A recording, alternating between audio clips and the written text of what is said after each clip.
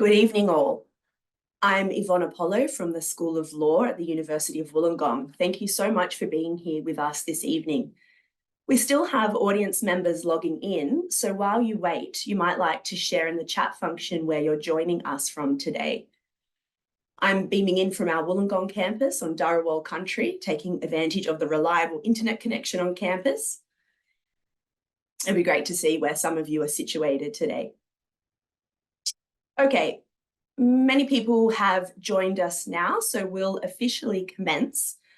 As I mentioned, I'm Yvonne Apollo. I'm a lecturer in the School of Law within the Faculty of Business and Law at the University of Wollongong. I will be moderating our webinar this evening, and it's an absolute pleasure to welcome each and every one of you here today. Whilst I hail from law, my current research falls at the intersection between privacy law, psychology, and emerging technologies, where I'm particularly concerned with what the future of privacy protection looks like in our digital century.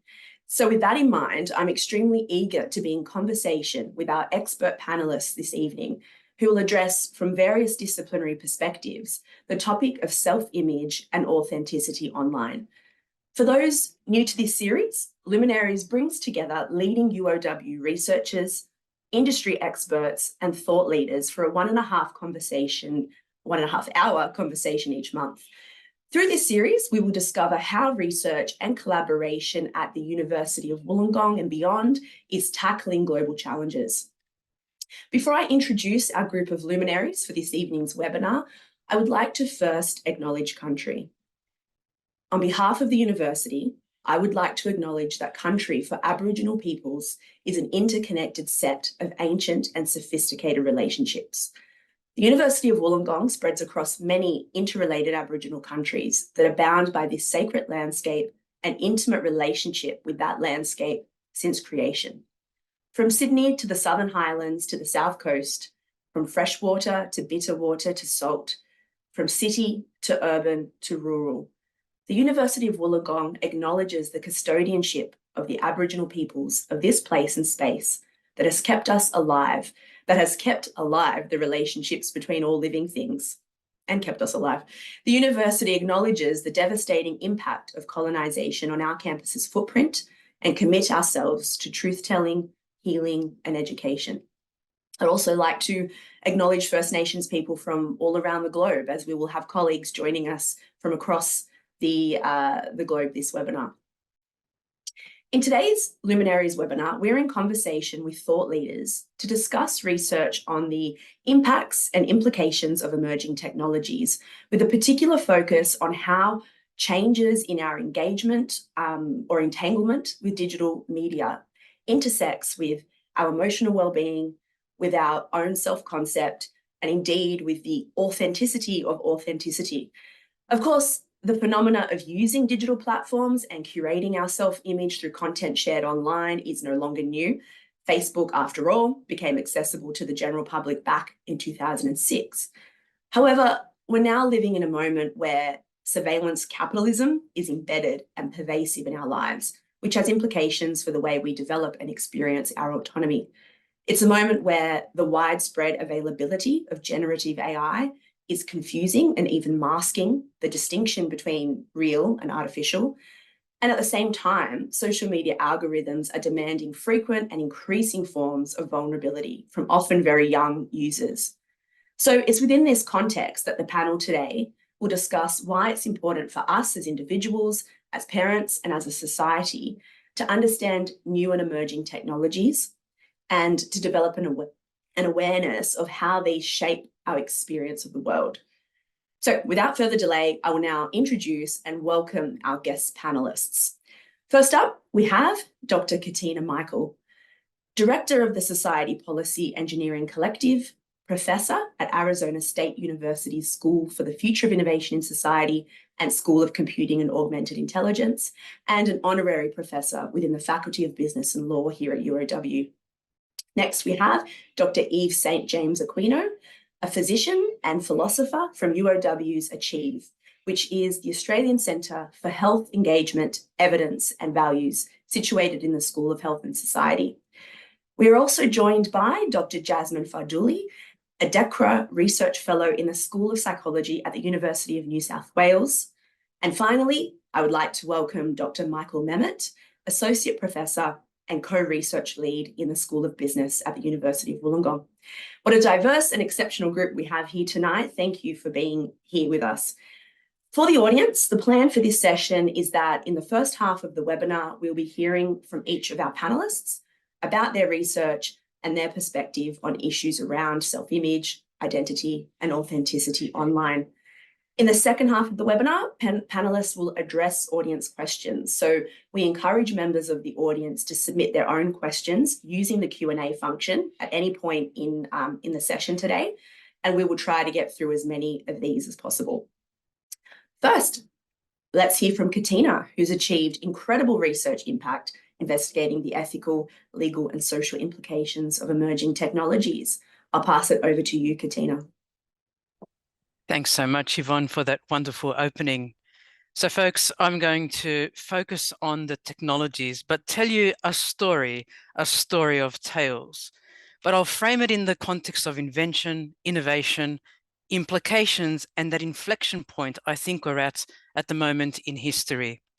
So let's begin with the invention of the mirror. What does the mirror have to do with what we're talking about today? Well, it was discovered some 8,000 years ago in southern Turkey, known as Anatolia.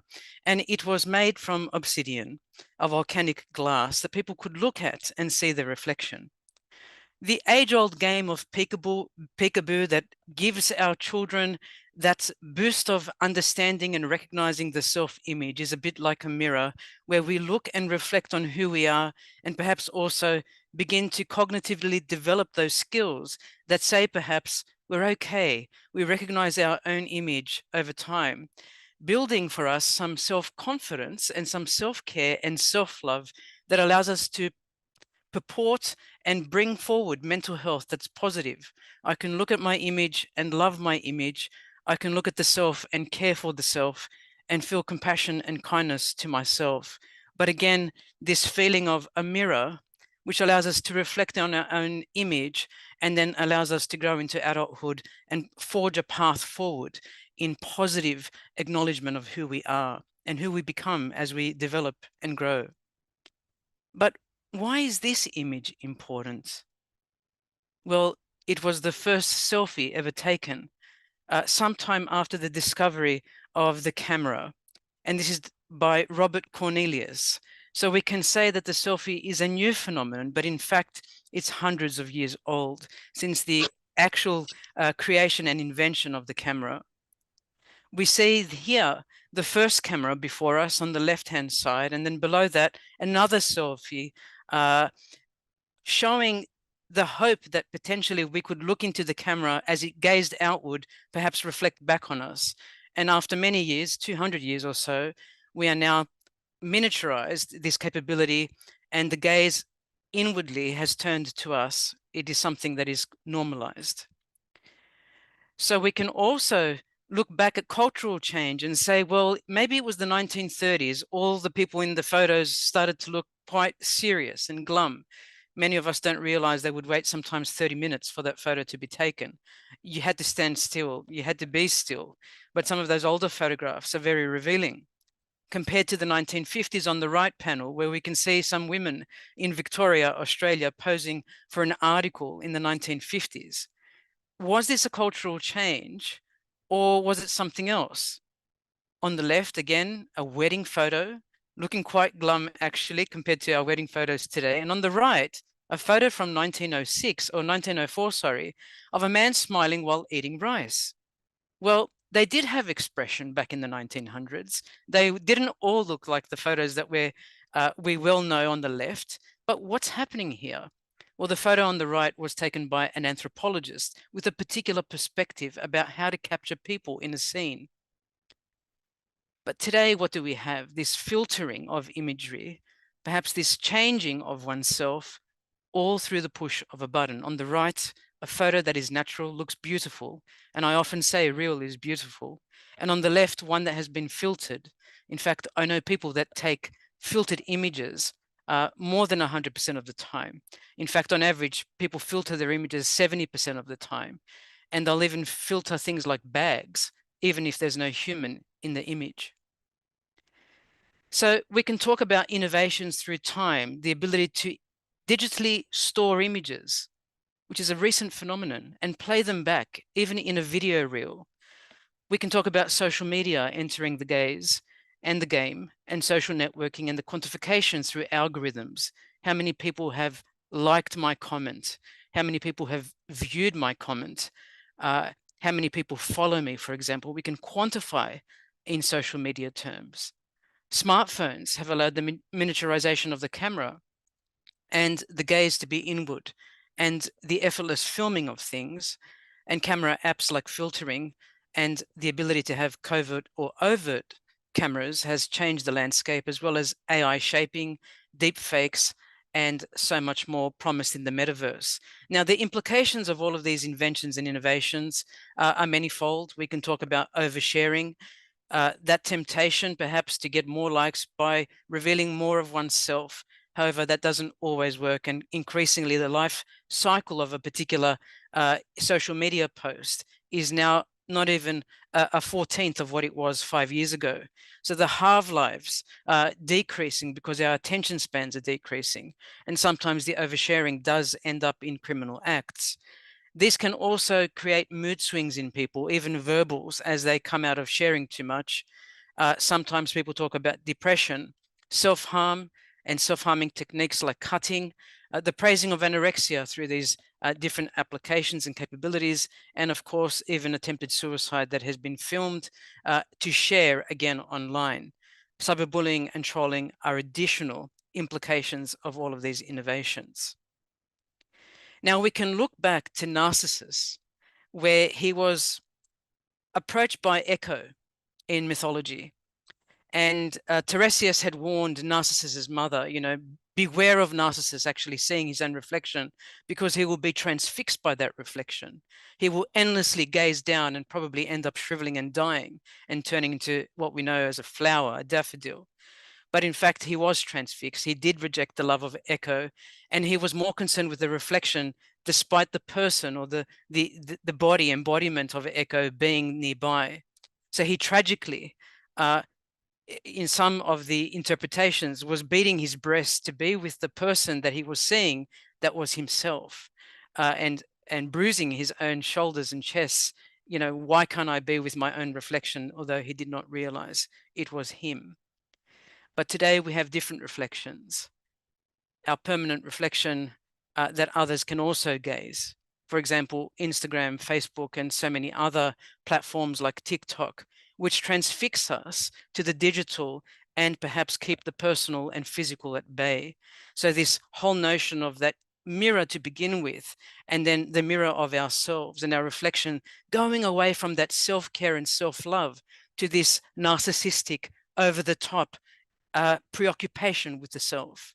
And this is happening through the online storage capability that allows us to go back and look and be concerned with that which is online. And that famous old adage of mirror, mirror on the wall, who's the fairest of them all? And of course, the mirror, till the entry of Snow White, answers that the queen is the fairest of them all. But today, how does the mirror potentially reply when we ask it? And what is that mirror? And is it a dark glass instead of this clear glass? What is that mirror we're gazing into, as opposed to the natural beauty of the world? We also have this visual here of Justin Timberlake in his song Mirrors. And mirrors are like cameras. In fact, the only thing that's different is the camera captures the image, but the mirror reflects, as Narcissus actually reflected on his own image. And here we see Justin Timberlake, these three fractals of himself. But who is he? Which of the images is Justin, or the true Justin? And a dear friend of mine, Sally Applin, talks about this polysocial reality. We don't know who we are online, or we are different people in a curated form in different platforms with different identities in each of these different gazes. So the inflection point I'll briefly talk about here before closing, And what is an inflection point? In mathematics, we talk about a point of a curve at which a change in direction of curvature occurs. But in business, we talk about a time of significant change in a situation, a turning point. And I think we are at that turning point because we're starting to understand social media in a different way, in a way that says, well, we want less harm and more positive good to come out of it, and what good and what benefits can come out of it. But if we look at it from an ethical, legal, and social perspective, in the ethical realm, we can talk about human rights, the acknowledgement that we are human, we are independent, despite the digital push, the push to be online, the push to overshare. We have freedom, we have dignity, and the autonomy of the self. In corporate personhood, what we have to see, however, is a response from corporate decision makers, the need to be held accountable for their actions, and corporate social responsibility, some kind of soft law, some technical standards to allow us to thrive. In the legalistic perspective, and I know, Yvonne, you have much to share with us on this area in particular, we have individual intellectual property rights. And who owns my image these days when some companies are scraping 40 billion images and amassing them in databases? In the criminal and civil law, new technologies bring with them new benefits, but also they're pushing the boundaries of criminality in some aspects, particularly of underage users. In the social realm, health and well-being and thriving, how can we build and better designs to allow us to flourish online instead of shrivel online and be subject to harms? And then this need, this inflection point to understand social emotional regulation. How can I regulate my emotional responses to online content? And what is acceptable behavior for the self and for others? So with that, Yvonne, I think I'll close and ask you what you think about the legalistic perspective. Well, it's quite complicated when we're talking about exactly who owns an image. And there's much dissatisfaction, particularly in Australia, with the state of privacy law. And traditionally, privacy law would be the area that we would turn to when we're talking about the protection of our self-image. One of the concerns that I would have is not only around the ownership of an image and how much we're sharing online, but then, of course, what is done with that. And in particular, all the data analytics that is performed on the basis of what we share and all of the micro-targeted personalization and predictions that are made about us when we share those images. And from a legal perspective, often we're talking about the fact that it's doom and gloom, that the law fails to keep pace with innovations in technology, and that it's hard to see a change. In the context of Australia, there is some good news in that the government is paying a lot of attention to some of the issues, which we'll probably hear about more as this session unfolds, as there are myriad issues associated with sharing of our image online and the way we behave on social media platforms and the like. But we've had the ACCC inquiring into digital platforms and digital advertising, and the ACCC have made recommendations to enhance consumer privacy protection. We have had the Australian Human Rights Commission look into issues around human rights and technology, and have made recommendations that perhaps we should require human rights impact assessments to be performed before government agencies and private organisations use AI-informed decision-making systems. In 2023, we had the Attorney General's Department issue their final report for the Privacy Act review, and they made a suite of recommendations for reform that would increase the parity of Australian privacy laws with the position in the EU, which is said to be, have a better position in relation to data protection, the protection of one's self-image. And the Australian government has subsequently provided in principle support for a number of these recommendations. So reform in this space seems to be around the corner. Just to cap off this list of perhaps the good news is that we currently have the Senate Select Committee inquiring into adopting artificial intelligence in Australia. And in addition to exploring the benefits around that, we have part of the terms of reference a focus on examining the risks and harms around the use of AI technologies in Australia. So there's a lot happening, but in saying that, there's a huge difference between inquiring into some of these issues and actually taking action. There's been a lot of talk, a lot of writing, but not much action from a legal perspective. What's my perspective here? I think that there are a number of parallel changes that could be made in relation to what we do in law.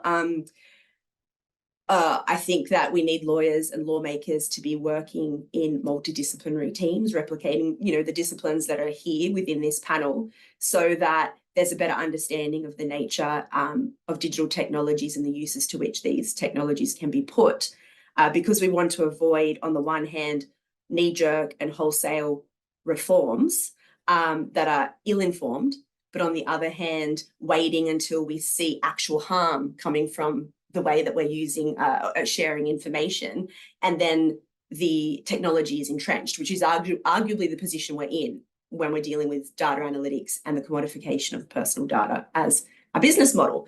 I think that you've listed some relevant areas of law there on your slides that need to ensure that they are applying in an effective way to the issues that we're seeing today around personal information protection.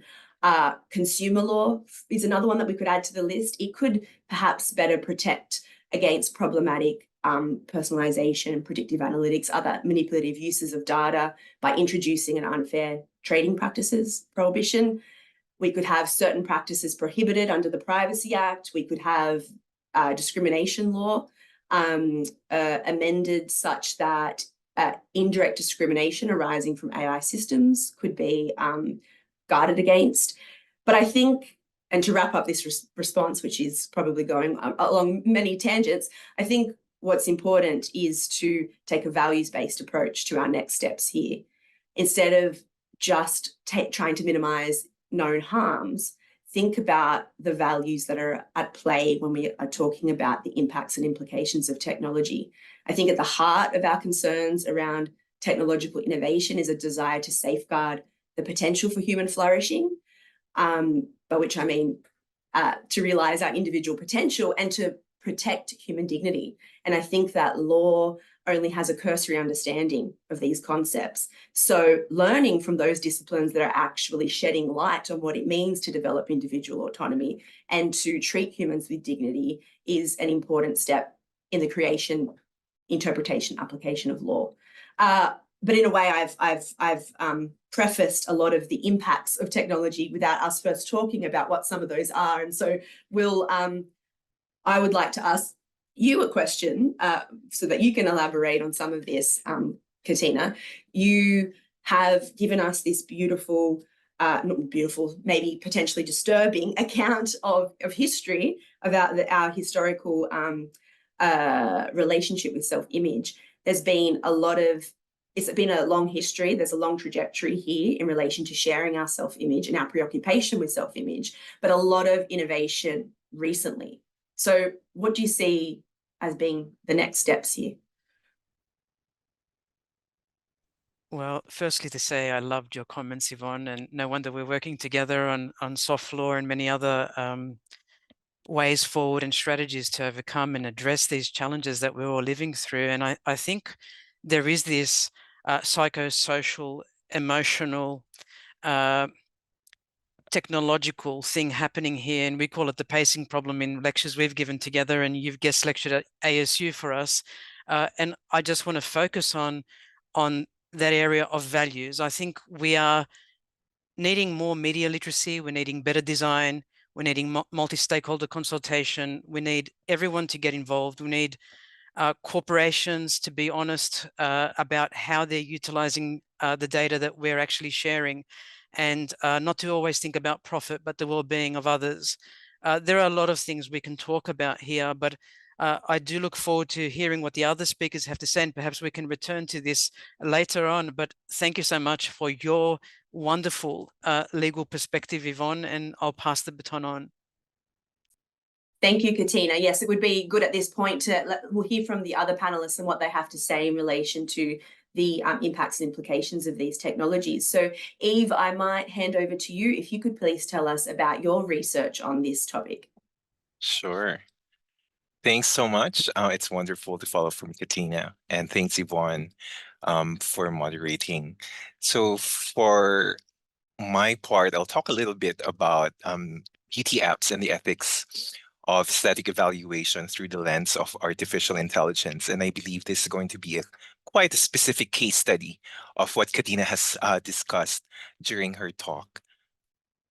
So when we talk about beauty apps, these are software applications that are designed to evaluate one's appearance, usually by providing a score. Sometimes it's 1 to 10, as you can see in the example on the slide. This is called the Golden Ratio Face mobile app. Others provide score from 1 to 100. So we can say that the beauty apps are an extension of social media apps with filtering capabilities, and that also includes Zoom at the moment. Some beauty apps include functionalities that provide information to track beauty maintenance services, how often you go to a particular cosmetic clinic or cosmetic surgeon. Some beauty apps allow users to virtually simulate cosmetic treatments, including cosmetic surgery, and some of these apps also suggest specific interventions. More and more, a lot of these manufacturers are claiming the use of artificial intelligence and machine learning to improve accuracy of these apps. If you look at the example of the Golden Ratio Face mobile app, they've recently included categories such as gender and ethnicity to claim that they're trying to improve the accuracy of their apps after criticism that a lot of these standards or metrics that they are using are really Western centric. So the idea that they're now trying to consider a person's race or ethnicity is allegedly an improvement. And of course, that raises the question how exactly they are classifying ethnicity or race. A lot of the claims of these beauty apps is really based on a golden mask that was developed by a cosmetic surgeon. And this is referred to as Marquardt's golden mask. The idea is that the mask is superimposed over a photo of a face to evaluate that face, and any deviation from the lines would require cosmetic surgery. And it's supposed to be based on the golden ratio, specifically as illustrated by Da Vinci's Vitruvian Man. And the idea here and the claim of the surgeon is that this kind of mask is objective and universally applicable. This golden mask I studied for my PhD project, which examined the ethical implications of pathologizing ugliness in cosmetic surgery. And what pathologizing ugliness means is that a lot of cosmetic surgeons in Australia and internationally are framing unattractive features as something that's pathological and requires medical or surgical treatment. And a couple of research questions that I'm really interested in that I'd also like to hear from my co-panelists and from you, Yvonne. The first one is a philosophical question. To what extent can we really automate evaluation of a person's appearance? And one of the issues when it comes to any kind of automation, whether it's artificial intelligence enabled or not, is that it's really carrying the baggage of beauty ideals, which historically we know is marred with prejudices based on gender, based on race, and based on disability. So to what extent will AI automation replicate these kinds of prejudicial judgments? And then the second question I'm interested in discussing and looking into in my own research would be what are the ethical and psychosocial implications of an app that explicitly rates a person's appearance? So this could be in the form of one's own judgment about themselves to how does engaging with these kinds of apps impact on one's own image? How does this impact on how we view other people and how we interact with other people? And the fact that we are now putting scores and putting explicit instructions on what you can do to improve your beauty score. So these things, I believe, are really important questions that we need to examine. And I'm really grateful that I get to have the opportunity to be one of the researchers looking into this issue. And with that, I'd like to stop sharing. Thank you so much. Thanks, Eve. That's really fascinating. I don't know if I should admit to the fact that I've placed one of those masks on my face using a filter in TikTok before. The results weren't great.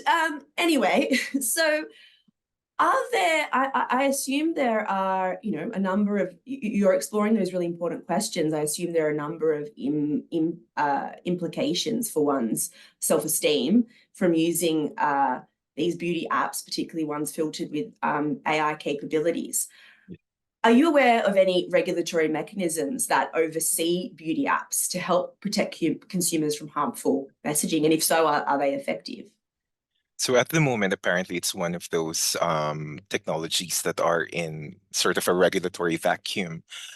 Probably the most directly responsible for any kind of regulation would be the duopoly of Apple Store and Google Play, which are the sources of these apps, only insofar as if somebody makes a complaint or if there are any privacy violation.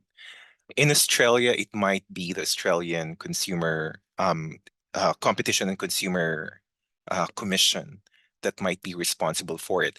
But a lot of their interest is about privacy or direct harm. When it talk about psychosocial harm because of appearance-based judgment, it's still not very concrete. It's not seen as an immediate type of harm for us to take down something or for us to make some form of statement to inform a user that this might be psychosocially triggering or problematic. So at the moment, there's still not a lot of regulation to ensure that apps will not lead to body dissatisfaction, for example. So at the moment, it's an ongoing issue. Really interesting. Thank you, Eve. At this point, we might actually move on to our next panelists. Jasmine, would you like to discuss some of your current research?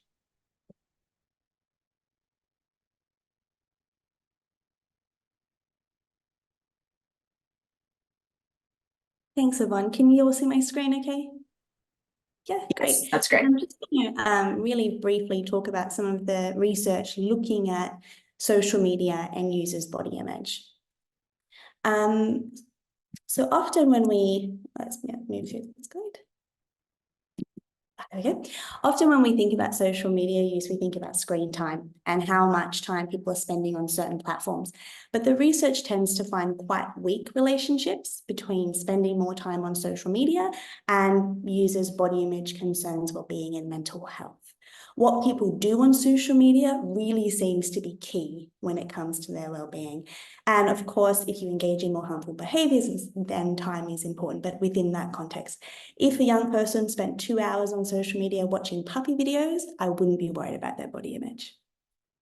Now, there are phenomena that have been around for a long time. So there are societal beauty ideals that Yves has nicely just presented on there, and also this positivity bias. People want to be seen positively by others. These are not new phenomena, but social media features and functions give people the tools to really control how they appear to others. So they can play into these psychological constructs, and they can also heighten these ideals and this positivity bias.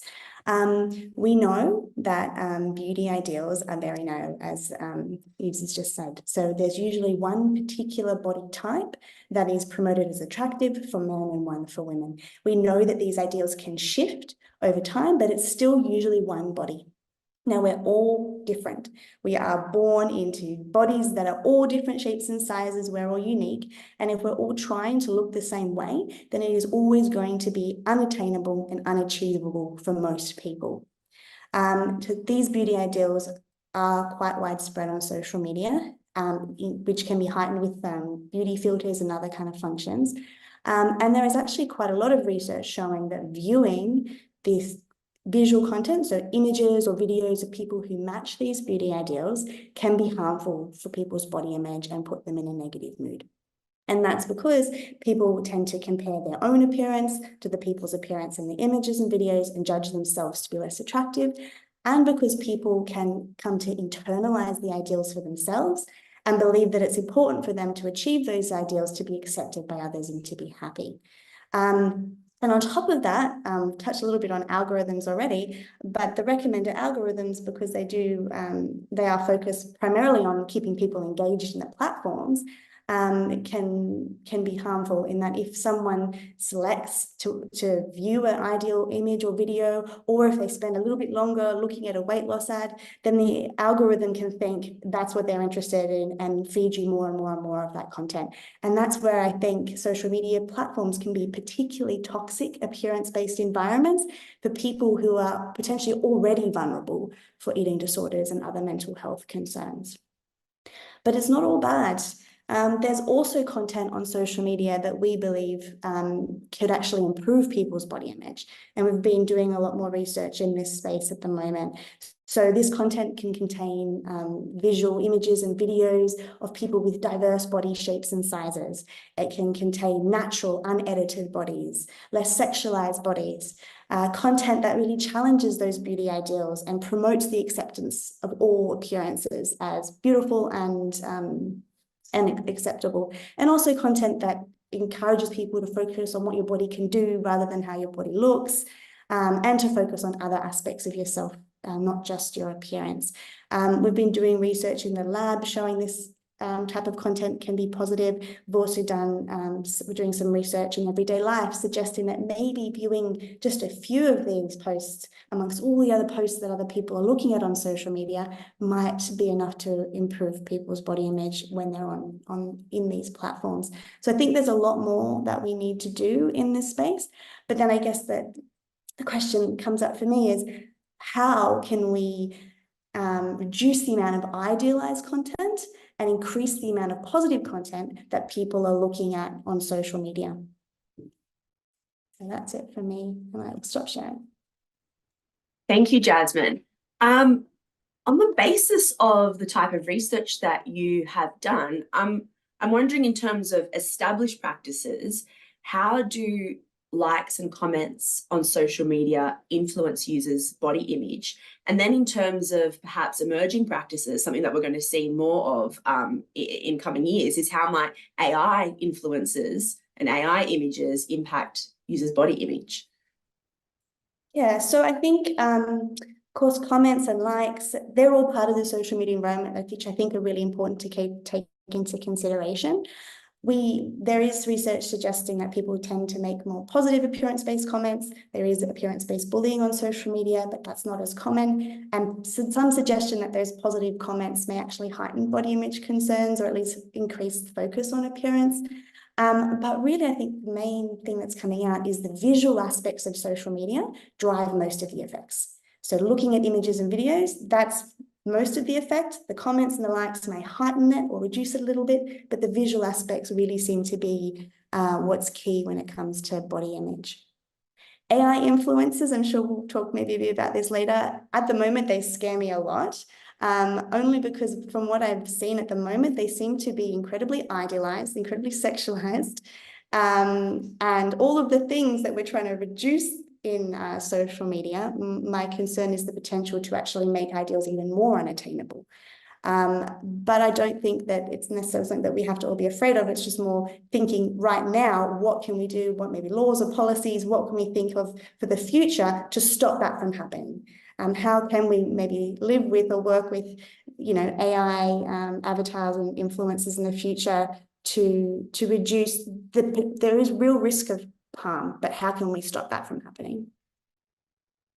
Thank you. Now, we actually have, I was going to leave audience questions until the end, but we actually have a question that perhaps, Jasmine, you might have an opinion on. Feel free to, we'll leave it to the end if you'd prefer. But one audience member has asked about LinkedIn in particular. A lot of private information and images are shared on LinkedIn, but that as a type of platform isn't getting as much negative attention. Do you have any views on why that might be the case, that type of a platform doesn't spark as much fear, I guess, around the use of our personal information? Yeah, I mean, I guess that's an interesting question. I think when it comes to body image, I guess maybe LinkedIn isn't looked at as much because it might not be as popular amongst adolescents and young adults, and they're the sample that we tend to focus on. Not that body image isn't an issue for everybody. It is, we know that it's prevalent amongst lots of ages and genders and different body sizes and cultures. The way I tend to approach this topic is, rather than thinking of the platform, is to think of the content. So looking at an ideal image seems to have a similar effect if it's on Facebook or if it's on Instagram. We've done a recent study suggesting that maybe ideal videos have a similar effect on TikTok to images on Instagram. So I think if there was that type of content in LinkedIn, I would expect it to have a similar effect. But of course, all the platforms bring these nuances, these different functions and features, which would heighten and reduce effects. I think LinkedIn is something, I think all of the platforms need to be investigated. I think LinkedIn, I don't know how much it would be specific to appearance, given that it's more of a professional website as far as I know. But yeah, I think all of the intricacies of all of the websites we should be looking at, and as to how it might change these effects. Thanks, Jasmine. Okay, we might be switching gears a little bit here, turning to Michael. I know that your work is on marketing. Would you like to expand on what you're doing in this space? Yes. Firstly, thank you very much. I'll just get my slides up. There we go. What we've heard so far is a lot of people talking about all the negative things, and marketing is probably responsible for operationalizing all those bad things into a profitable way. So let me preface this by saying, sorry, but also money runs the world. And unfortunately, that's a reality that you have to deal with. So I'm going to run you through some of the stuff that marketers do that's probably questionable as far as ethics, privacy policy, and the rest of it goes.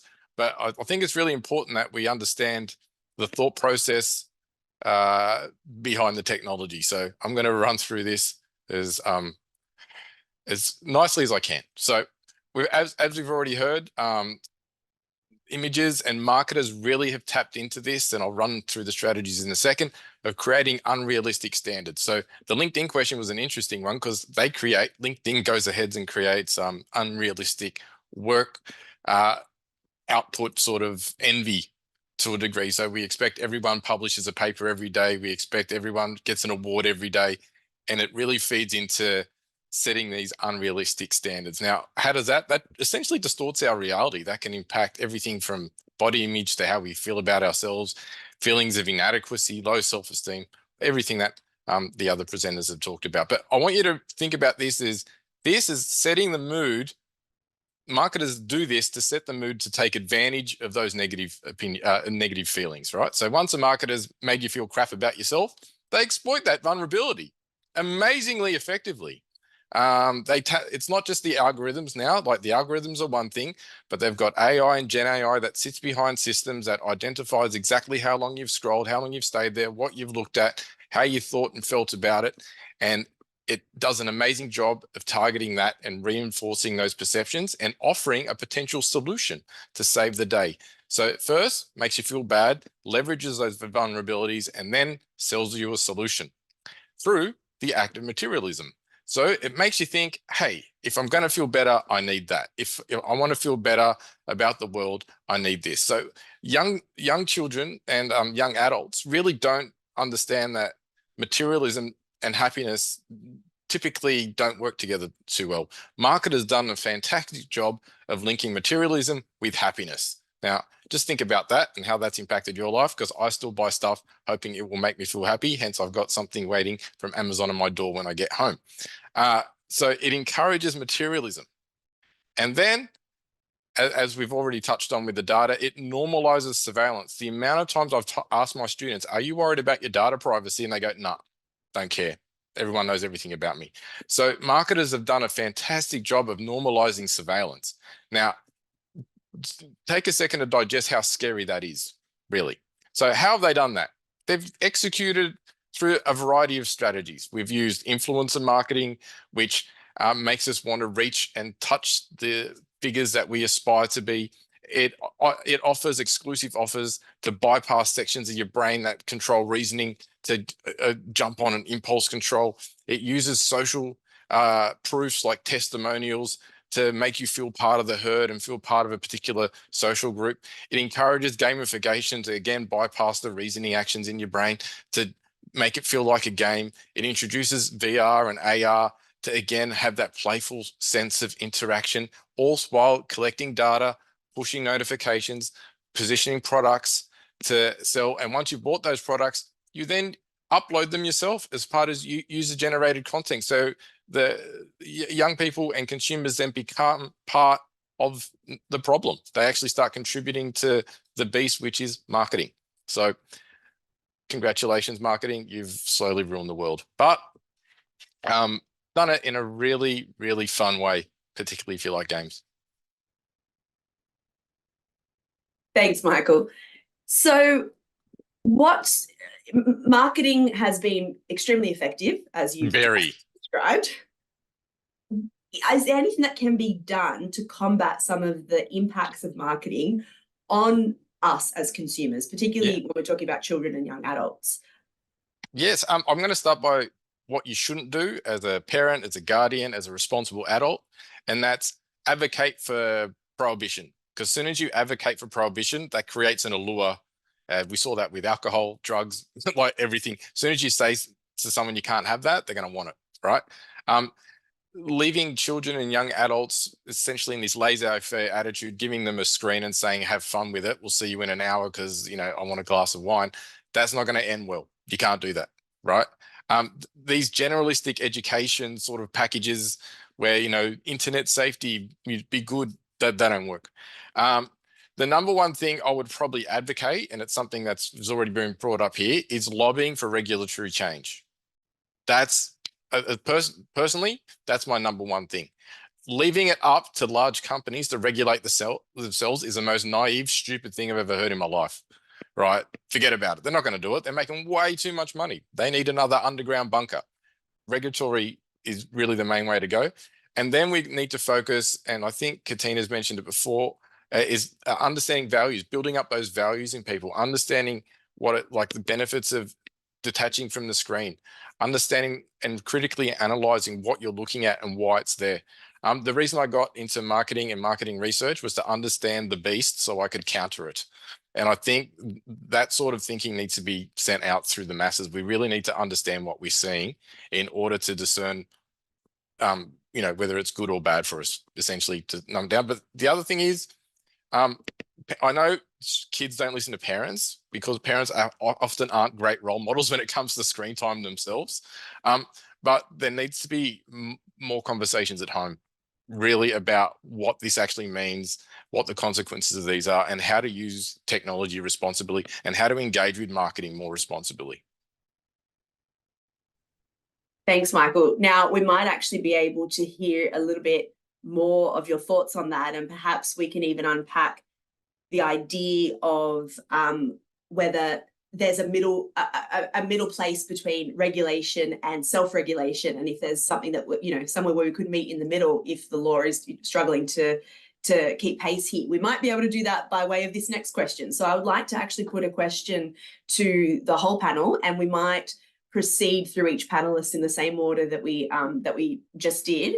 So, and I ask this again with that pacing problem in mind. This question comes from a place of dissatisfaction with what law is doing in relation to the accelerations in the speed of innovation here. So I'm curious to hear your perspectives on, firstly, whether the concerns we've just learnt about are different in any material way from those associated with traditional media or traditional marketing, which also drives beauty standards, impacts self-image, and influences consumer decision-making. And secondly, given our willing subjection to technological innovations, which seems to even go beyond normalization, what can be done? And many of you have touched on this already, but what can be done to mitigate the harms or enhance the benefits of our time spent online? So Katina, I might start with you, just to summarize. Is there anything different here? What can be done? So that's a great question, Yvonne. And as I showed in my presentation, I think the concerns were there since the beginning, since people could reflect on their own image and recognize their own image. But what's changed is the storage of data, the miniaturization and proliferation of cameras, the fact that we can turn the gaze on and then share it with the world, and perhaps do that in an impulsive mode when we're not thinking straight, and the repercussions of that will follow. I do believe there are things that we can do, and I do think organizations have a role to play in all of this, but I also think creating digital and media literacy programs beyond cyber safety programs is very relevant, taught to our children from early childhood onwards as we develop and gain responsibility and independence as we become teenagers and early adults. How do we master the media and the digital platform and not allow it to master us? We want to exploit technology for all its benefit and not be exploited by it. We want to have some control over it ourselves. I think there are support apps and tools. I was an ambassador for antisocial.io some years ago, which demonstrated that where there are negative externalities through the deployment of technologies, we can use technology to combat that technological diffusion. Corporate social responsibility is important, and organizations being held accountable for their position and what they do with our data, how transparent they are about sharing our data, what data actually is private on dating websites, gambling websites, investor websites, and so much more. It's all gamified. It all looks like a form of gambling to me. But corporates mustn't exploit our goodwill in sharing, but also we need to know what is being done with our data. And we need to develop new informed consent processes for that. I think you mentioned that as well, Yvonne. Better design, how do we do that? And we acknowledge the risks early on in the development of these new applications and tools.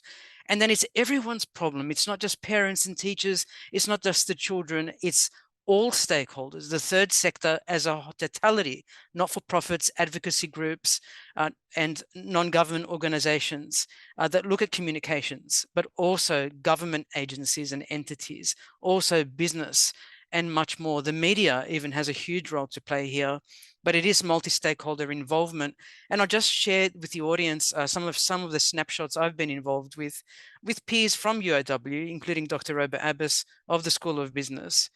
In this one, I encourage people to watch this documentary created by Telecom New Zealand.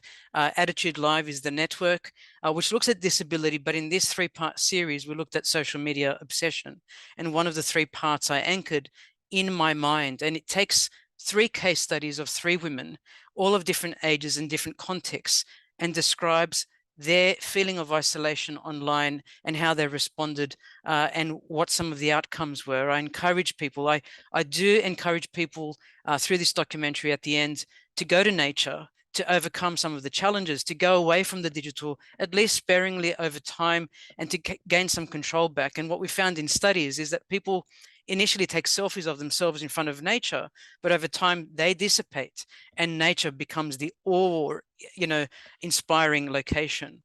The Australian Media Literacy Alliance is a new media literacy advocacy group, and there are many more sprouting up to help us understand how to overcome those challenges that we face and also learn about digital life and what that means. One of many apps is antisocial.io, which shows you and compares, allows you to control your social media use. Maybe, on average, Australians are online for 3 hours per day on social media. Perhaps we want to control some of our app use if TikTok is an issue, Facebook or Instagram for us. But we can do that by comparing ourselves to different ages or our own age group, and to see whether the behavior is excessive or we are an outlier, depending on our particular context. It looks at battery usage. It looks at the number of unlocks on Samsung phones and Google phones. It also tracks how many hours you are on particular apps and how many apps you download. But this, I think, is the pinnacle of what we have to contribute. Dr. Abbas and I worked on this standard for over 2 years, and it was rolled out globally. It was also adopted in the EU in the Sentinel collaborative approach, where we look and recognize children as users and what's appropriate for age-old use.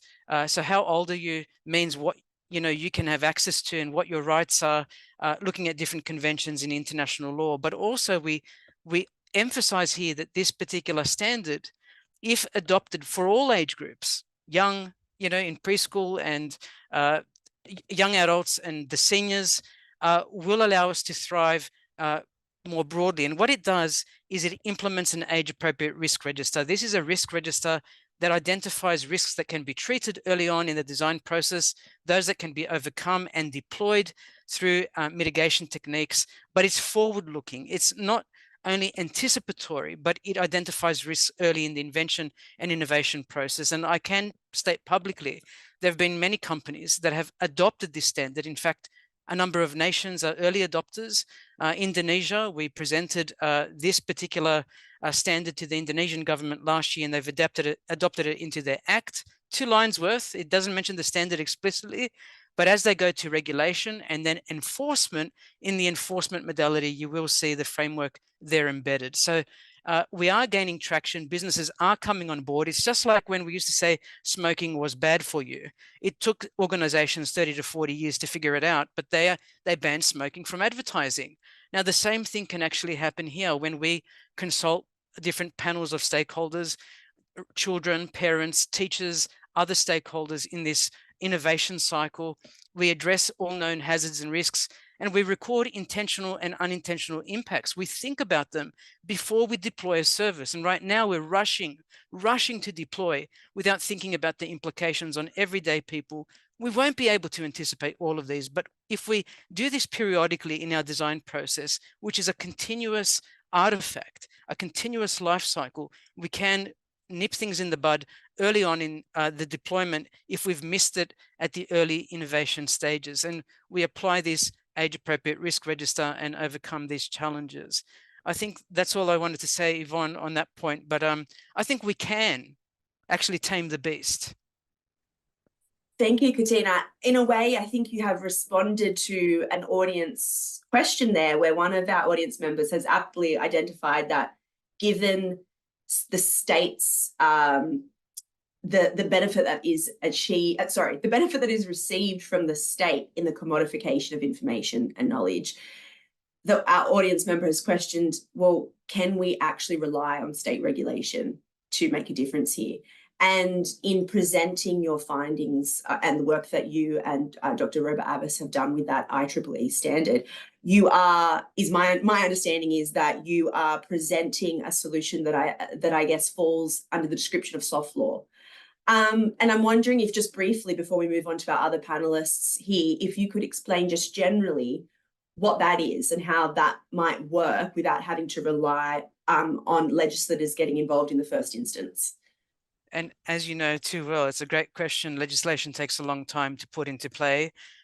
We need precedent, we need cases, we need case law to come up and to inject that. Indonesia has taken a top-down approach and said, we're not going to even wait for that. We know it's going on. We're going to go and do that and introduce it in a top-down approach. And they've been very active at doing that. And they'll have legislation, I think, in 9 months in terms of regulation that will regulate this whole act. Argentina is following suit as well. And we're going to see a number of other European players. We've just seen the introduction of the EU AI Act. And I know Eve's mentioned it also, but the FRIA, the Fundamental Rights Impact Assessment for high-risk AI projects will be identified. And when we're talking about things like deepfakes and the ability to filter at the click of a button, these will have to undergo FRIA, Fundamental Rights Impact Assessment, in this new EU AI Act. But I think, Yvonne, it's really important to state that there will be enforcement. There will be penalties in the hundreds of millions of dollars. We've already done analysis of current cases where game companies have been fined 500 million. Different players in the EU, something like 400 million, 300 million. A business can't sustain that. We can say they're making billions of dollars, and they are, the big transnational companies that was alluded to in the comment. But if you break the law a number of times, the penalties are handed down, your brand is affected, and you can say your risk appetite is unlimited, but it's not. You don't have unlimited money. And we have seen this time and time again where share prices fall due to a breach, whether it's in customer data or whether it's in the wrong acts of organizations. They do bounce back fairly quickly, but soon what we're going to see, I think, and we have to be positive about this, if enough players do the right thing, and I don't want to mention names here, but we have leaders in this space of digital products for children. they're going to say, that's the best in class. I'm going to follow that. Let's benchmark. So we're not saying companies are doing bad things on their processes. All companies want to have a robust design process. What we are arguing is we've done enough homework on enough multinationals and enough consultation that we have a best in class process to follow. And what we're doing is we're saying companies now reflect, certify yourselves on this standard.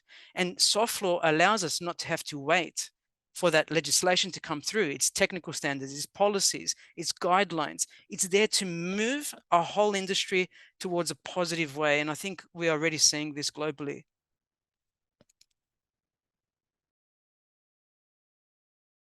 Thank you. That was a really great explanation of the role there of soft law. And then in relation to fines, and companies are, you know, eventually going to listen, we actually have seen like Alphabet Inc., the parent company for Google, making changes based on action that has occurred within the EU, and in fact Meta has made changes following different lawsuits against them. So we do see positive changes in this space occurring. Eve, I might turn to you to answer that first question of, is there anything different around, particularly around, you know, beauty apps and our use of beauty apps compared to traditional media? Thanks, Yvonne. And that's a great question, because as Jasmine has also discussed, a lot of the issues that we're encountering feels like it's something that we've seen before. But I would argue that beauty apps are different. They're different in terms of magnitude. They're different in terms of personalization. So if you talk about other drivers of beauty ideals, talk about legacy media, television, film, magazines. I'm not sure if people still read magazines, but a lot of these beauty ideals are implicit. They are ideals because they're the kinds of features that we see very often. But when we talk about beauty apps are explicit. They would tell you exactly why you are unattractive. They will provide you scores. So these are explicit judgments that we don't see in other legacy media. Second, it's explicit when it comes to its prescriptions. So if you talk about encountering images from film or television, maybe you'd be inspired by the main character who's portrayed to be the good, the hero of that character. And then you might be inspired to imitate their features or the way they dress. But when it comes to beauty apps, they're making explicit suggestions that say, in order for you to increase your score, you have to go through and take and undergo these different types of cosmetic surgery. That kind of messaging, it's different. And then, so in terms of causal link between exposure to a feature or to an app and potential for psychosocial harm, I feel that the causal link is much more immediate, personalized, and definitely shorter. So I feel that beauty apps, they might be carrying some of the historical prejudices that we have with existing legacy media, but the way it's being told and the way that users are interacting with that message is, for me, materially different. Thank you, Eve. And Jasmine, what's your take on this? Yeah, I agree. I think that we can certainly we often take the theoretical models and the findings from traditional media research, at least in the field of body image and eating, into the social media world. But there are differences within the social media environment that can, I think, heighten the effects that maybe we've seen in other forms of media. And beauty apps are one, who's in the image, your relationship with that person. There's a lot of differences within the social media environment that I think could make some of these effects worse.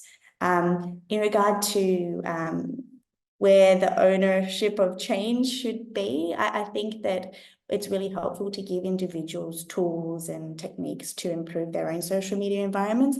But I really think most of the effects will come from strong regulation with teeth. So with actual like big fines or consequences for inaction. I think there are a lot of platforms that are already implementing really positive changes to their environments, but my concern is without regulation that these could just be trends that come and go. You can see that in other positive things that have happened in, like, say, advertising and things that are maybe shifting to going back to where they were. And so I do think that that we need. And then, like others have said, there's a lot of discussions happening in Australia and internationally. I think we're really at the precipice of change in this space. But I really do think that it's difficult, especially with parents and things like that.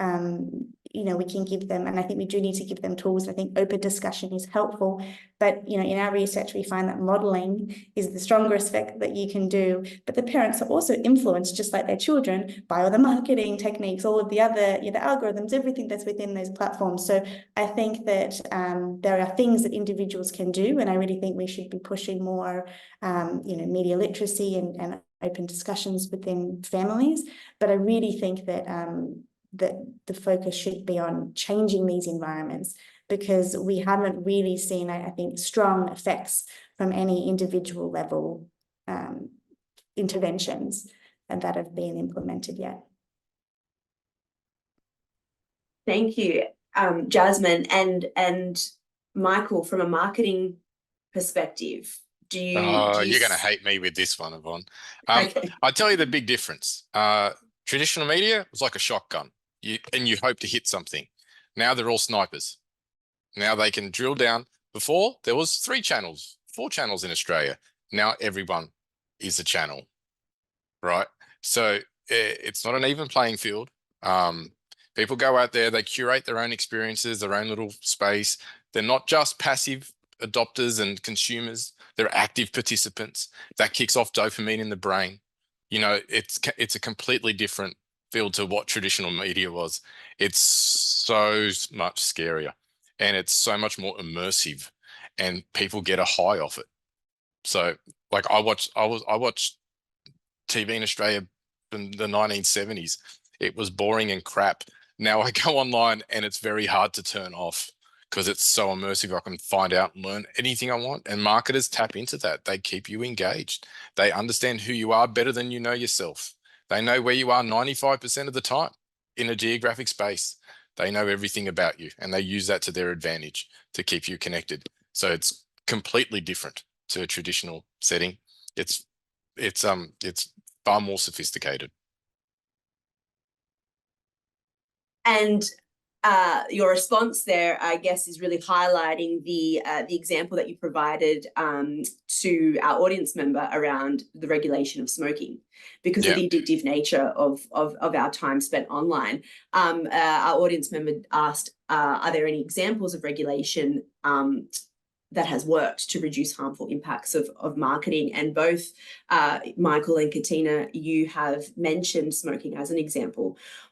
What is there anything specific that we can learn from strategies around the way in which smoking is now marketed or not marketed that we could apply here in this context? Yeah, when it's not done overtly, it's done covertly, and that's the risk, right? So what happened when they banned smoking advertising? What happened? Gambling advertising went up. So did they get rid of an evil? They just replaced it, right? So, you know, there are unintended consequences to actions when you bring regulations in that we also need to be really careful of understanding and mapping as well. And I'll now turn to actually looking at a few more of our questions from the audience. And please, we've got a little bit of time remaining, so please feel free to post more questions in the Q&A if they come to mind. We do have a question around essentially why aren't individuals doing enough? So this audience member has stated that essentially every social media platform is embedded with AI and has AI text added to the chat. So aren't we just increasing our exposure to cyber attacks and other things by engaging on these platforms? Why aren't individuals taking more action? So for instance, not to put this directly to you, Michael, but you mentioned that your students say that they just don't care. That they don't care. They're addicted. It's like you're asking a drug addict, why don't you stop taking heroin? Like it's not a reasonable it's just not a reasonable request. Like they need help. Like I know I sound like I'm talking about a drug addiction, but it essentially is. It's kicking the dopamine thing in their brains, going mental.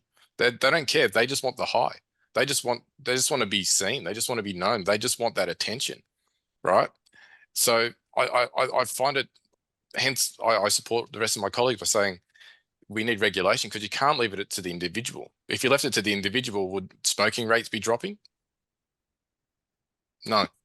So I've got some statistics to add to what Michael is saying, Yvonne. And let's say that in 2017, a report found that in America, people saw between 4,000 and 10,000 online, offline advertisements on sidebars, on click, in games, or prior to viewing online videos on streaming services or social media platforms. That's 4,000 to 10,000 daily.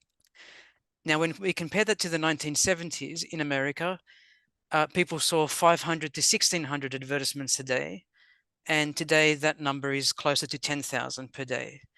And what is perhaps most alarming is that children on average see 20,000 30-second commercials each year. Now, when we talk about regulation and we hit on this, what's happened in the gambling arena in Australia, and the pressure is mounting, some regulation has been introduced. In fact, it was a student project at UOW last year, and 4 young men took it on. I was very, very proud of their outcomes because they all spoke about regulation. And I agree, Michael, the messaging is subliminal, it's paradoxical. So it's, don't place that bet, but perhaps you should. It's not said that way, but if you listen carefully to what's being said, it almost trips you up. Was that for or against gambling during a sporting event? And so I think that kind of advertising will be subdued over time. We know it's there. We know it's paradoxical. We know it triggers individuals who are gamblers, for example. And right now I can pick up my smartphone and I can place a bet anywhere in the world that I wish. And like I can place an investment decision on stock very quickly using these apps like Robinhood, and I can do much more in-game purchasing, in buying armor and other things. It's all gamified. But I just want to say that soon we'll be regulating advertising like we did in smoking. So I think there is a way. It depends on the political willpower, because taxes are also being gathered by government agencies. So when you take a holistic stakeholder approach and you start to analyze what's really going on here from different perspectives, it's give and take, but we have to all be moving in the right direction. So when we talk about individual stakeholders, certainly, Michael, I agree, parents need to keep speaking openly in their families about use and appropriate use, particularly until somebody reaches the age of adulthood, and thereafter there is independence. But we do this gradually over time. When children are young, we speak to them differently. But how do we curb, until this regulation does set in, this enormous bombardment of advertising and, Jasmine, I agree, body images, and how do we become more balanced? I loved what you put up, Jasmine, in terms of the different body weights and the different body types and shapes, because we're all not going to be size 8 and we're all not going to look like supermodels. And what's happening online from my analysis is that young people perhaps will navigate to different talent platforms, different modeling platforms. For a country of Australia's size, 25 million, I had analyzed some years ago now, 7 or 8 years ago, that 4 million children were on talent and different websites regarding modeling and otherwise. That's a lot of children when we compare the number of how many children exist in Australia. So we must be all supermodels in some way, or we must all be looking to be supermodels. But the question then becomes, when you start looking at social media platforms for modeling, for talent, and people start saying things like, to big supermodels that are highly ranked because people want to be ranked like them. I love the way your lips are shaped, and I wish, I had eyebrows like you, and these outlandish statements. What's wrong with my own eyebrows and what's wrong with my eyes? Nothing. We're all made in the image and likeness of something, and all people are beautiful. Real is beautiful. That's the message we should be selling. And I agree, Jasmine, but this bombardment of advertising has to stop. That is really regulated. And we do see the ACCC paying attention to this matter, and there have been recommendations to even strengthen those protections that actually do exist under the Australian consumer law, to go beyond perhaps just protecting against misleading or deceptive conduct, but to actually try to prohibit and have big fines attached to these covert messages and manipulation of user behavior by labeling them as unfair data practices. And that's, that's potentially one way that we could perhaps change the nature of marketing. How do you kill?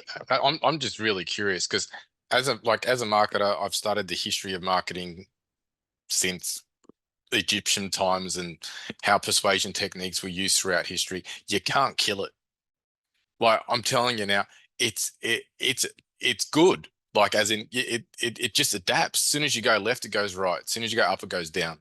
So I'm really curious, and I'm looking. This is not I'm not answering anything. I'm just genuinely curious to see the evolution of regulation if it does happen, because I'm still very mindful that there's powerful lobbyists sitting behind the scenes that are going to be whispering in the politicians' other ear. But I'm really interested to see how they do get on top of it, because I'll look with great interest. I'm really fascinated by how it's going to evolve. On the topic of balance, how we do have a question from the audience around the fact that there are so many prominent voices in this field that are actually advocating for the increasing adoption of digital technologies, AI enhanced technology to enhance society, whether it be, I'm thinking in the medical sphere to improve medical diagnosis, that's seen as something that could actually be positive for all. But what do you see? We focused on a lot of the negatives here. What do you see as the balance between some of the positive uses and potentialities of this technology and the negative uses and potentialities of this technology? Does anybody on the panel have any thoughts on that? Eve? Thanks. That's a really important question, and that really motivates a lot of the work that we're doing at our research center. We're looking at the use of the use of artificial intelligence in healthcare as well, looking at the ethical, legal, and social implications. And one of the things that I find that's really helpful in trying to balance the benefits and the potential harms would obviously be interdisciplinary work. So making sure that different experts in different sectors and different disciplines are working together. Some disciplines pay attention to different priorities, and we know that. So I think I'm quite hopeful because a lot of experts from the AI communities are now collaborating with experts from bioethics, from ethics, from social science communities as well to look into the potential implications that they don't really pay attention to. And it's not because they don't want to. It's not just within their field of expertise. So I think there is a lot of improvement there and ongoing conversation, obviously, with consumers, with individuals, and telling them the story that there are benefits, but there are also potential harms, and making sure that they're aware of these harms and giving them the opportunity to share their views on how to go about balancing the harms and the benefits. I wouldn't necessarily want to say there's only one way to do that, because I think there are different ways to do it. But I want to highlight that consumers and citizens should have the opportunity to have their say on how to approach that. And I think that's a very good takeaway message around the need for multidisciplinary conversations in order to tackle this issue. Jasmine, I didn't want to cut you off there. What were your thoughts here? Yeah, I think that it's interesting, when it comes to algorithms, there are people advocating to have the recommender algorithms removed from social media platforms. Some I'm in Europe at the moment, and so there's lots of change happening here, and some researchers are saying that, when they're experimenting with that, young people really don't like using platforms if there's no recommender algorithm. The content is boring to them because it's not personal. But I wonder if we can use these technologies to get more positive and balanced content. So maybe it's training these algorithms to promote, for body image, at least more diverse appearances, more unedited, more natural appearances. We can have regulations around, what should be expected of those algorithms, that maybe it's so using AI, but to ensure that there is a balance there in regard to, harms and what is beneficial. I also think that we could, regulate advertisements, just not necessarily just within social media, but just broadly about what is, expected to be in advertisements. That wouldn't stop advertisements from being out there, but would limit, you know, what is how they're portrayed and what kind of harms that they could be having. Eve, I saw that you were wanting to pop in there. No, I was just gonna say, I remember there was a law being entertained in France before, where if an image was photoshopped or edited, that it has to be stated on the image. So whether it's a magazine advertisement, or whether it's on TV. So anytime there's any kind of editing, that it has to be disclosed. So just They one of are those ways. completely ineffective. We've done a bit of research on Yeah, that. They make no difference. You can't make an ideal image less harmful. You just have to yeah, try and regulate it so they're not yeah, so potent on people's feeds. Yeah. yeah. Thanks, Jess. I think, Yvonne, as well, we can think about ways that AI might protect people, although we're very early in the stages of development. It doesn't always work. For example, I remember being involved in one project that looked at too much skin being revealed. Would that by an underage user, and then perhaps using real ID or some kind of age assurance, so we know who's communicating what kind of detail between whom. That then also encroaches on privacy potentially, and also one's right for autonomy. There are a lot of different perspectives on what children should and shouldn't be able to do. So I don't hold the governing voice on that, so I won't say much, but just to say, we have tested all over the world the potential for AI texts to help us in being less discriminatory, to remove hate speech. And those filters don't always work because text is very difficult to interpret sometimes. The English language, for example, is open to different nuance. And so you could be writing something innocently, but the AI might interpret it and block it. And then we have freedom of speech issues, censorship issues, and much more. Also, you could be sending a picture of a baptism, for example, or a sacrament or some holy event, and it's blocked because of nakedness, but you're actually, sharing something with your family network. But we are getting closer to, I think, how we can do less about waiting for after the fact. We've seen some heinous crimes committed live from first point of view shooter perspectives, and holding those social media companies accountable for the proliferation of that video across the network, particularly a spate of these horrifying events between 2015 and 2018, where it became a thing to do, copycat sort of attacks. So we'd rather block it before it goes live than after the fact, because it's very hard to put the genie back into the bottle after something has proliferated on various social media platforms. And then, of course, underground networks like 4chan and other things that are very hard to criminally police. And in addition to that, we now have companies, large companies, actually using subjects, us as humans and users, as data annotators. We don't realize we're doing this, but we're annotating live and interacting with an AI client. And it seems kind of innocent. Children are particularly the target of this. We've written about it recently. It's an editorial is coming out in the June issue of Transactions on Technology and Society, where children become the data subjects. So they are being watched, but also helping the companies better their AI algorithms by the responses through the client, the AI client. So it's tricky. Where can AI support us? And increasingly, I'm seeing on LinkedIn even, people saying, stop using the recommended AI response text because we shouldn't be training the AI of LinkedIn, or we shouldn't be training the AI of what have you. But children on various platforms that they use to communicate with one another are being asked, is this picture a banana? And of course, it's not a banana, but they're always asked, is it a banana? And then the child says, no, it's a chair, or no, I'm in my mum's car, or I'm in this location. And the questions start to get deeper. Which city, which suburb, where, near the beach, facing which direction? And, children are interacting with this and thinking, can I delete the client? And they can't. So on the one hand, I do see benefits where AI can support us in better positive messaging and imaging. I do think some organizations will use these filters once they're developed and we've refined them. But at the same time, we can't use our subscribers as data subjects for free annotation, free labor. That's kind of criminal in its own way. But I do think AI will be there in the solution in the long term. I think you've so neatly, Katina, captured the complexity around this when illustrating that to train an AI to do better is to actually continue to invade personal privacy in a way. And to train an AI to be less discriminatory means holding more information about the characteristics of an individual, which continues to perpetuate some of the problems we're concerned with.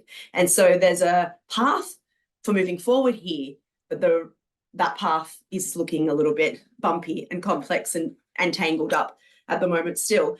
Now, we are about to reach the 1.5 hour mark for our sessions. So I wanted to close by asking the panelists if you have any final remarks you'd like to make, any message you would like to depart to our audience on tonight's topic. Perhaps I'll go around the screen in the order that I can see panelists. So Eve, you're first up on my screen. Any final remarks? Thank you so much, Yvonne. And again, thanks everyone for attending. I think just shortly, I just hope that policymakers, regulators, any decision maker should really pay attention to body image as an issue and as a direct harm that and it should be taken seriously. And yeah, so support research who are trying to explore this space. Thank you. Thanks, Eve. Jasmine. Yeah, it seems like regulation seems to be a common theme that's coming up, and everyone seems to be advocating it, which I think, is important to get everybody behind. And as far as I'm aware, I think the government have recently talked about adapting the Online Safety Act in Australia, and it's open for comment. So I think as many people as possible who can advocate for more regulation, maybe via the Online Safety Act. Yvonne, you'll have more knowledge about that than me, but I think that this is the time that, maybe it's best if we do feel strongly about making these changes to really be loud and make an impact. There's been a great uptake in relation to the amount of submissions being received by the various different bodies that have been holding these inquiries in recent years. Again, it becomes a question of a gap potentially between inquiries, recommendations, and action. But there are certainly many voices that are engaging in this conversation. I've muted myself. Michael, any parting words? Yes, just make small changes in your life. Have dinner as a family, put the phones down, go for a walk. Sometimes it's the small changes that have the largest ripple effects. Wise words. And Katina. Yvonne, I pretty much concur with Michael there and the rest of the panel on their suggestions. What a wonderful, robust report that was. I just want to identify that Google reported in 2015, we took 24 billion selfies, and 10 years on, we're at 34 billion selfies annually. That's an average person taking more than 450 selfies annually. And millennials will take an average of 25,700 selfies in their lifetime. Why? Why are we doing this? And I go back to the stories that I told in my presentation.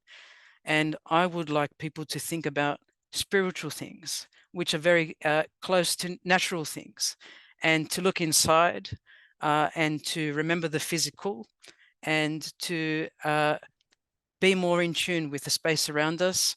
And also, if people are participating online, the studies have shown us participation means most likely they're not observing. It's observing that seems to be the issue. So when people just observe when they're online on different platforms, they're usually more prone to depression or mood swings and mental health issues.